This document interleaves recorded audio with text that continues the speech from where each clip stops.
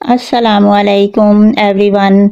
मैं दिलकश गार्डनिंग में आपके साथ हाज़िर हूँ। सब दोस्त खैरियत से होंगे और अपने अपने कामों में मसरूफ़ होंगे। तो दोस्तों, आज मैं आपके लिए लेकर आई हूँ एक गुलाब का पौधा, जिसे हम आज गमले में लगाएंगे। मैंने इसे आज ही नर्सरी से लिया है और आज मैं आपको बताऊंगी कि इसे हम जब नए पौधे को नर्सरी से लाएं तो उसे किस तरह से गमले में लगा सकते हैं। बहुत सारे लोगों का कहना है कि जब हम नर्सरी से पौधा लेकर आते हैं, जब हम उसे गमले में लगाते हैं तो वो हमारा पौधा जो है वो बहुत जल्दी ही सूख जाता है, मुरझाना शुरू हो जाता है, वो ग्रो नहीं करता। तो मैं आज आपको बताऊंगी कि आपको इसमें किस तरह की सॉइल यूज करनी है और इसका क्या तरीकाकार है। अक्सर लोगों का ये कहना होता है कि जब हम नर्सरी से अपना रोज प्लांट लेकर आते हैं तो वो सरवाइव ही नहीं करता। अमूमन लोग यही सुनने में आता है कि हमारा जो गुलाब का पौधा है वो बिल्कुल भी नहीं चलता। तो इसकी वजह ये भी होती है कि जब हम नर्सरी से पौधा लेकर आते हैं तो वहां पर उन्होंने ये जमीन में बहुत सारे पौधे लगे होते हैं, तो इनके रूट बॉल जो होते हैं वो उन्होंने निकाल कर रखे होते हैं, पराली में बांध कर रखा हुआ होता है और तकरीबन इनकी जो 90 से 95% जो इनकी जड़ें हैं वो कट चुकी होती हैं, जिसकी वजह से ये जो हम पौधा जब हम घर पे लाकर लगाते हैं तो ये पौधा जो है हमारा सरवाइव नहीं करता। तो दोस्तों, अब हम इसे लगाना शुरू करते हैं। ये देखें, मैंने इसमें गमले में पहले नीचे इसके जो है वो थोड़ी सी इसकी फिलिंग करने के लिए कुछ जड़ें सूखी भी डाली हैं और उसके ऊपर मैंने ये जो थर्मोकोल के कुछ पीस हैं वो मैंने इसमें डाल दिए हैं। इससे एक तो हमारा ये ड्रेनिंग होल जो है वो बहुत अच्छे तरह इससे कवर हो जाएगा और यहाँ से जो पानी ज्यादा हमारे गमले में किसी वक्त जमा भी हो जाए तो वो नीचे की साइड से निकल जाए। तो इसके ऊपर अब मैंने थोड़ी सी जो मट्टी है वो डाल दी है। बाकी की मट्टी को अब हम को मिक्सचर बनाकर और इसमें फिर से दोबारा भरेंगे।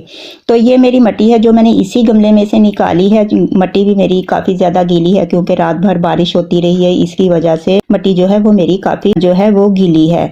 तो इसमें अब मैं ये जो गोबर खाद है ये मेरी तकरीबन 2 मुट्ठी के करीब ये गोबर खाद है, जिसे जो कि डिकम्पोज हुई है, इसको मैं इसके अंदर अच्छी तरह से मिक्स कर लूंगी। तो दोस्तों, आप भी इसी तरह से अपनी मट्टी में जो गार्डन सॉइल है वो लेकर उसमें थोड़ी सी जो है ये गोबर खाद उसको डालें और फंगीसाइड के तौर पर मैंने थोड़ी सी 1 चम्मच के जितनी इसमें हल्दी डाली है।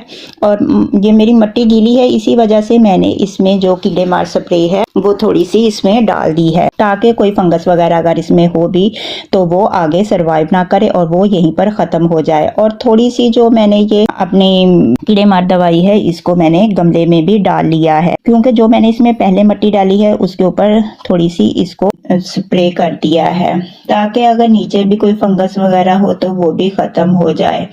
अब इसमें हम तकरीबन आधा जो है ये गमला इस मट्टी के साथ भर लेंगे और फिर इस जो हमारा ये अब ये पौधा है गुलाब का, तो ये देखें इसको इस तरह से पराली में इन्होंने लपेटा हुआ होता है। जब हम इसे खोलते हैं तो आप देख सकते हैं, देखेंगे कि बल्कि आपने कभी खुद भी गौर किया होगा कि जब भी आप नर्सरी से किसी इस तरह के पौधे को, गुलाब के को या किसी भी गुलाब का, तो ये देखें इसको इस तरह से पराली में इन्होंने लपेटा हुआ होता है।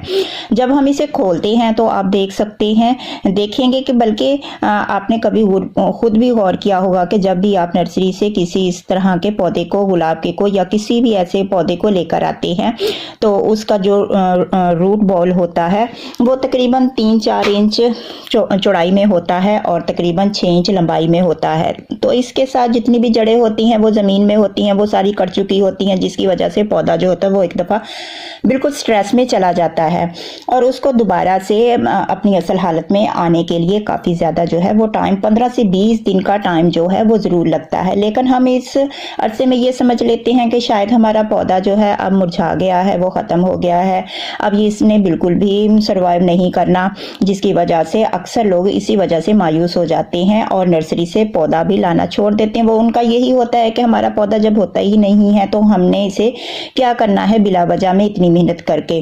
तो ये देखें, इसको मैंने इसके अंदर इस तरह से गमले में रखकर और बाकी की जो हमारी सॉइल थी वो मैंने अपने पॉट में डालनी शुरू कर दिया। एक मैं आपको और आज काम की बात बताऊं, शायद आपको किसी ने ना भी बताई हो, कि जब भी आप गमले, ये जो पौधा जो भी हो आपके पास, उसका जो रूट बॉल होता है उसको बिल्कुल भी जमीन यानी इस मट्टी में बिल्कुल अंदर तक मत दबाएं। आप उस रूट बॉल के ऊपर वाले हिस्से को बाहर ही रहने दें, उसको बिल्कुल गमले के अंदर ना करें। ये बात आपको किसी ने नहीं बताई होगी।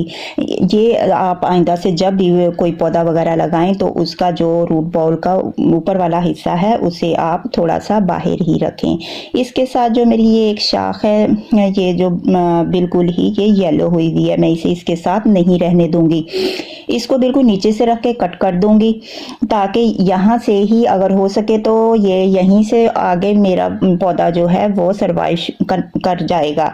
ये मेरा देसी जो रोज़ है वो है, ये इंग्लिश रोज़ नहीं है। अगर इंग्लिश रोज़ होता फिर तो मैं इसकी जो नीचे से बाकी की और भी कोई ब्रांच होती तो वो भी मैं निकाल देती, लेकिन जो देसी रोज़ होता है वो इसी तरह से सरवाइव कर जाता है। इसमें कुछ कलियां भी हैं और फूल भी हैं। कट तो हमें ये अभी से ही इनको देना चाहिए, लेकिन ये इनकी खूबसूरती में अभी गुलाबी में इजाफा कर रहा है। मैं इसे 1 या 2 दिन में इसकी जितनी भी कलियां या फूल हैं वो खिले हुए हैं उनको मैं बाद में कट कर दूंगी। और जिस जगह से हमने इसको कट किया है तो ये देखें आप, वहां पर थोड़ी सी हल्दी को लगा दें। ये फंगीसाइड का काम करती है और यहाँ पर किसी किस्म की कोई भी वो जरासीम जो है वो नहीं लगेंगे। और इसके साथ बाकी की भी जितनी टहनियाँ सूखी हुई हैं सबको कट कर देना है। बहुत ज़्यादा इसका फैलाव हमने नहीं रखना। अभी तकरीबन अप्रैल का शुरू है और बारिशों का सीज़न है। मैंने इसे अभी लगाया है तो ये यकीनन बहुत जल्दी अब ये चल जाएगा, और ये ज़रूर चल जाएगा। और जितने भी इसकी मैंने अब ब्रांचेस कट की हैं सभी के ऊपर मैं थोड़ी थोड़ी हल्दी जो है वो लगा दूंगी। आप हल्दी भी लगा सकते हैं, एलोवेरा जेल भी लगा सकते हैं, या फिर फंगीसाइड भी लगा सकते हैं, या फिर दालचीनी का पाउडर उसको पीसकर उसको भी आप इनके ऊपर लगा सकते हैं। जो भी चीज़ आपके पास अवेलेबल हो आप उसी को इजीली आप इनके ऊपर लगा सकते हैं। गार्डनिंग करना बिल्कुल भी मुश्किल काम नहीं है, बस थोड़ा सा सबसे ज़्यादा जो हमें गुलाब को उगाना लगता है कि ये सबसे ज़्यादा मुश्किल होता है इसी को उगाना, लेकिन इसको भी उगाना बिल्कुल भी मुश्किल नहीं है। तो इसके बारे में अब आपको पता चल गया होगा कि हमने नर्सरी से पौधा लाकर उसको किस तरह से अपने गमले में लगाना है। तो दोस्तों आपको अगर कोई बात मजीद पूछनी हो तो कमेंट बॉक्स में राब्ता कर सकते हैं। आपसे इजाजत चाहूंगी। अल्लाह हाफिज।